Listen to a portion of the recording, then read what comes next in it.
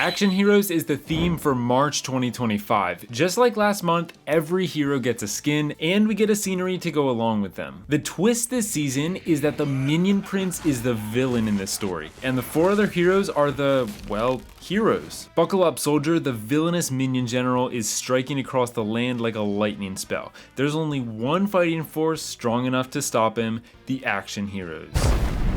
And this loading screen is one of the best, if not the best loading screen in my opinion. I love the action movie poster vibe, the explosion with all the heroes in the background. The Minion Prince in the back obviously looks like the villain as he's the biggest character back there, and all the heroes popping out of the explosion in an epic way. So the first skin that we're getting in the month is the Combat King. The Combat King is the Gold Pass skin. As always, he's the first reward of the Gold Pass. The Gold Pass starts on March 1st, and as always, it costs $6.99. If you're going to be buying the Gold Pass, you can always put in a creator code to help support one of your favorite creators. I'd really appreciate it if you use my code, which is code Seth. The Combat King starts out by running in and diving under some gunfire. He pulls what looks like a bullet off of his vest and then bites it. Not sure exactly what's going on there, but these effects on the skin are incredible. The poof of blue behind him was just a nice touch,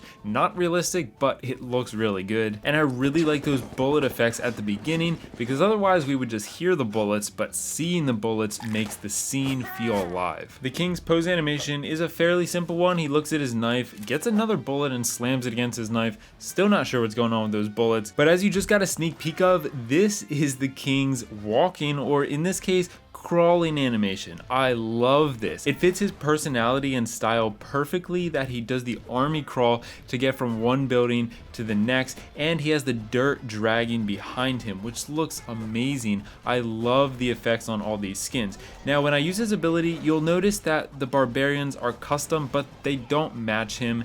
That's because in the dev build currently, there's still the barbarians from the past season, which was the Snake King barbarians. Because he's a Gold Pass skin, I don't think he's actually going to have Combat King barbarians, so don't get your hopes up. But this knockout animation, again, I love the effects on here. There's tears coming out of his eyes. There's that pain indicator above his head, and he's obviously faking the pain with the knife, which is just in between his chest and his bicep. Very, very funny knockout animation. So his resting animation is pretty simple. Oh my goodness, I was about to say it's pretty simple because this is the first time I've seen it, but he's got a little cloud that pops up above his head of what he's dreaming about. But I also noticed that the Z's coming off of him are different from what we've seen in the past. We've seen some custom ones for specific skins, but this one is more of a ghostly green color.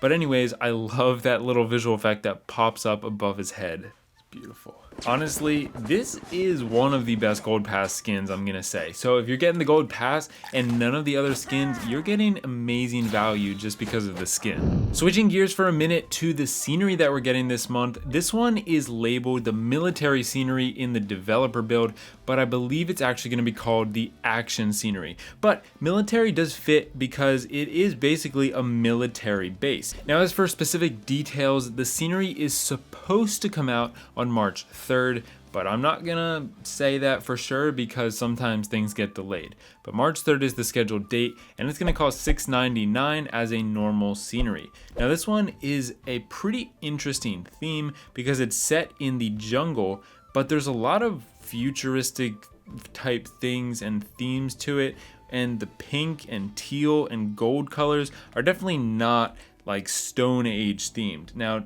that plane is one of my favorite aspects of this scenery. The plane will come out of this hangar and get strapped onto this elastic band, which is used to shoot it, because obviously you can see it's just made out of wood and metal, and it doesn't actually have any propellant. So the giant pulls it back, and when it's ready to launch, he launches it, and oh, okay, so that one actually flew. I thought every single time that plane got launched, it just dove into the ground, but it looks like once in a while there's some success. Hit or miss, I guess. Anyways, the reason I think action scenery is a much better name for this scenery is because it's full of action scenes, which I believe are inspired from action movies. Now, I have not seen many action movies, so you're gonna have to help me in the comments with whether or not I'm right about a lot of these scenes and what inspired them. I also talked to Corrupt, and he helped me out with some of these, pointing out certain movie scenes that these might be referring into. Now, first of all, this one I'm pretty sure about because I have seen the movie, which is Top Gun. And see, down here at the volleyball court, we've got this guy with his Ray-Bans leaning up against his motorcycle.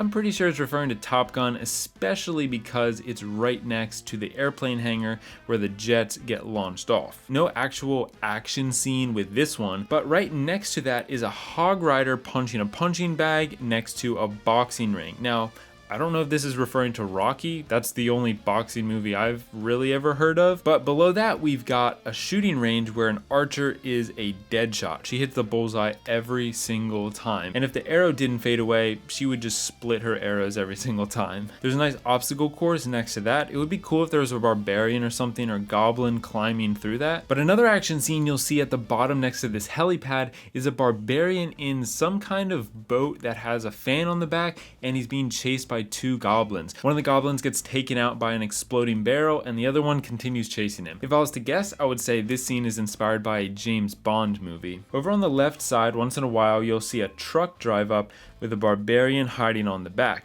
Now, I wasn't able to find a specific movie this is referring to. I would guess this has probably happened in multiple movies, but essentially the barbarian is just trying to sneak into the military base undetected. A short time after that barbarian sneaks in, he comes back out again on a motorcycle. He's shot at by some guns, dodges all the bullets, drives off the dock, jumps, and grabs onto a ladder hanging from a helicopter, which flies away. I think that's probably inspired from Mission Impossible, but let me know down in the comments. Up in the top left, we've got a jungle village scene with some goblins and spears guarding the entire village. That's really all I've seen up here. There's nothing too exciting, except for this hog rider over here, which will just randomly spray his machine gun into the bushes.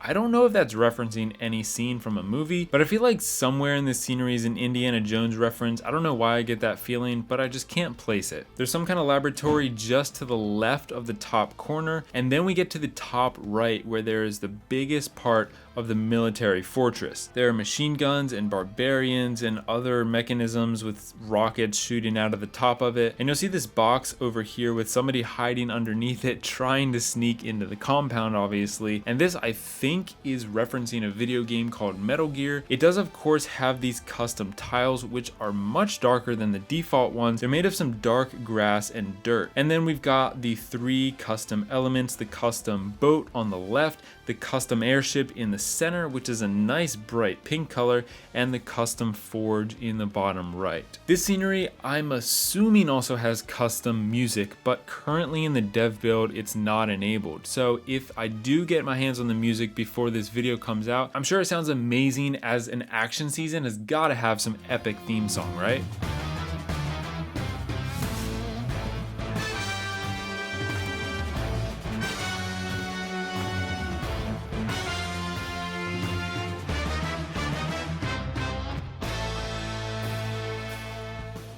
The next skin that comes out in the season is the Sniper Champion. She is legendary, costing $9.99, and she's scheduled to come out on March 5th, but don't hold me to that if things get delayed.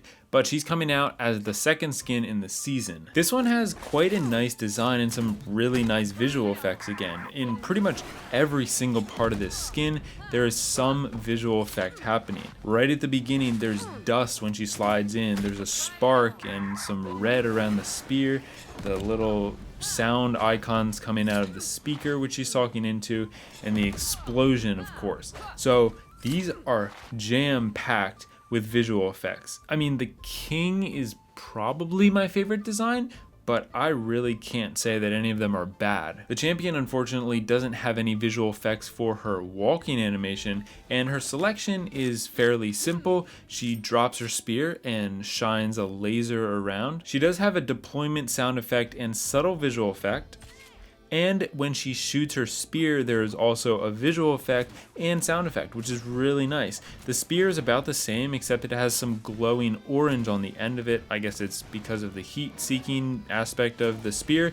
When she throws her shield, there's a red glow behind it.